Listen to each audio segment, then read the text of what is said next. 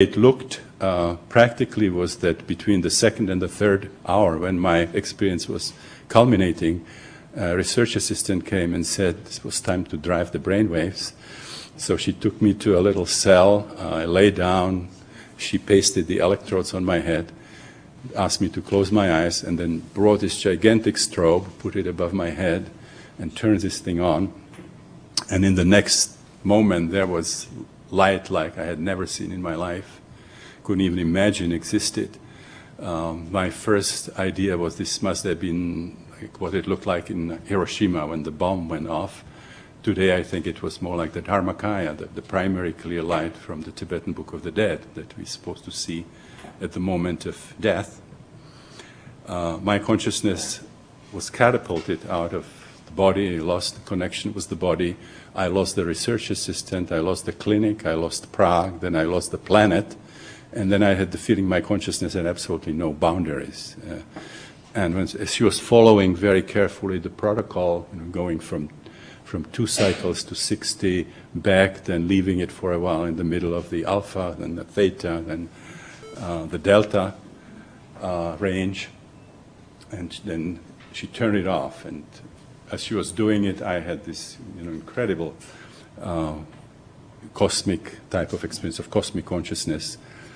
And then when she turned it off, my consciousness started to shrink again. I found the planet, I found Prague, I found my body, and after a while I managed to align my consciousness with my body again, and I was very impressed what just had happened to me. And I thought, I'm stuck with psychiatry, so this by far is the most interesting thing you can do when you're a psychiatrist, study non-ordinary states of consciousness. So for the last, it's now 45 years, I have really done very little else professionally, but something that was in one way or another related to these non-ordinary states. About half of the time was clinical research with psychedelics in the Research Institute in Prague, and then at the Maryland Psychiatric Research Center, where for a few years I was heading the last surviving psychedelic research in the United States. The second half, my wife Christina and I developed the holotropic breathwork, where you can induce powerful non-ordinary states using very simple means like faster breathing, some evocative music, and a certain kind of body work.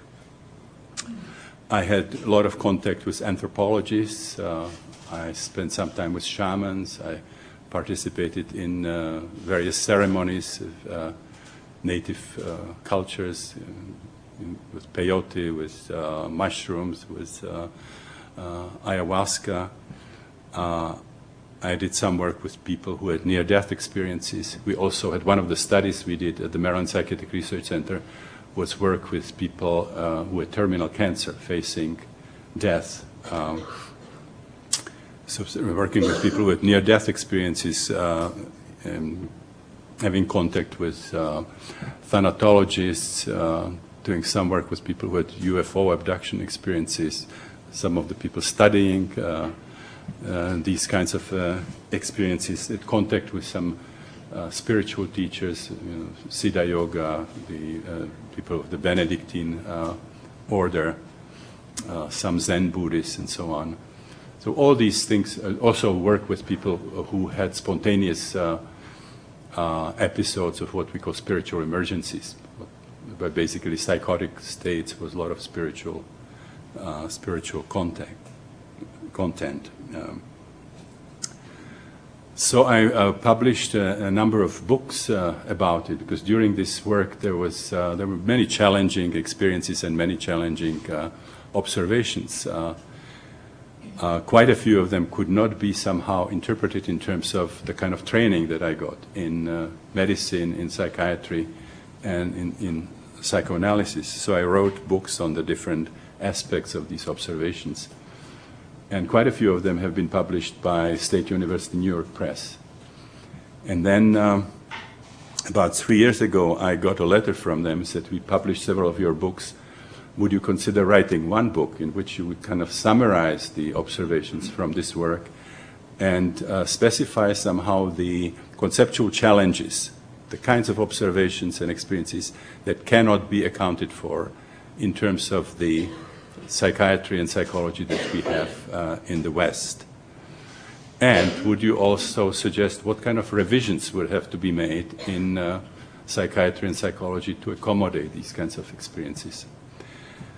I was just approaching 70 and told myself that I would sort of at least partially retire and pass the training to some other people. So we needed a manual for the training.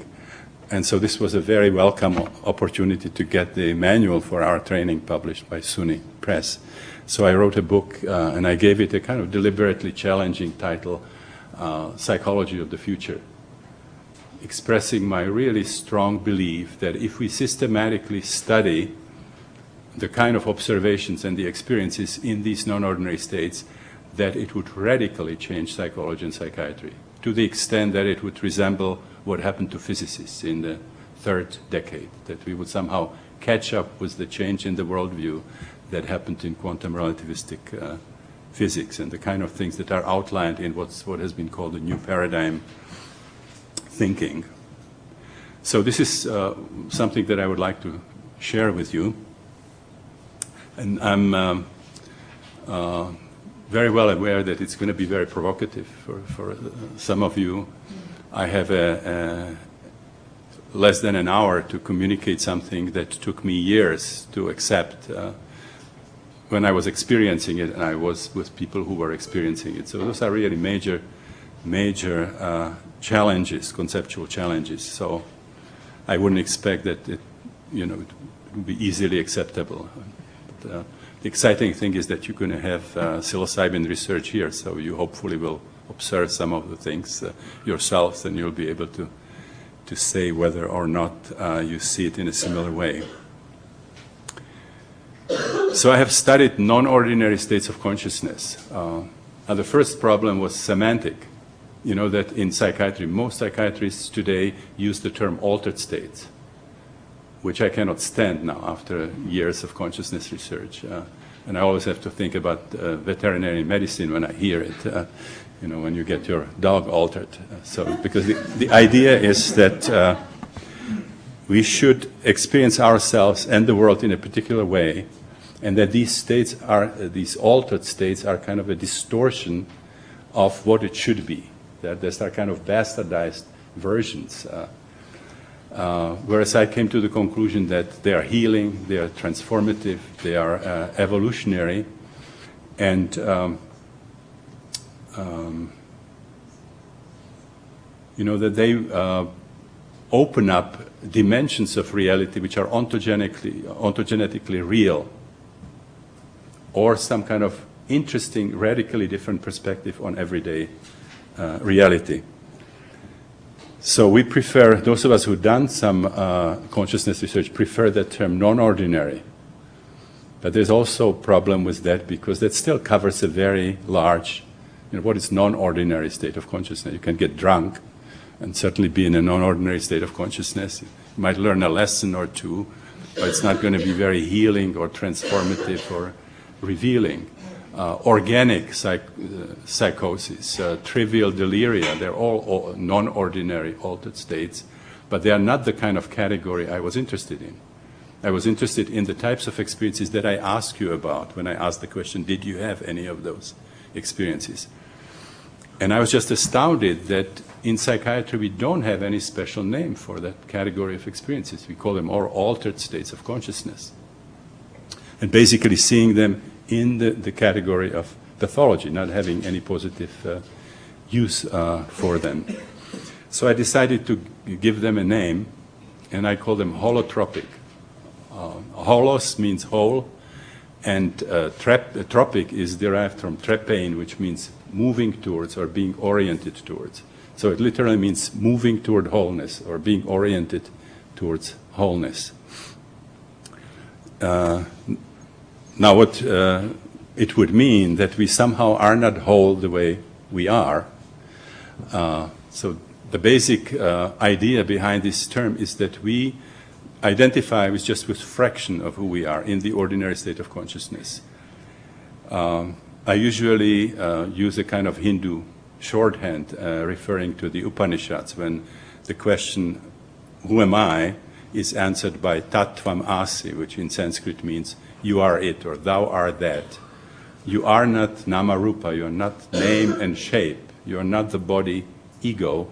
You have a larger identity, which is with the creative principle in the universe, with the creative energy of the universe, the Hindu term being Atman Brahman for that. Now, this is not a philosophical speculation. This is something that can be pragmatically tested.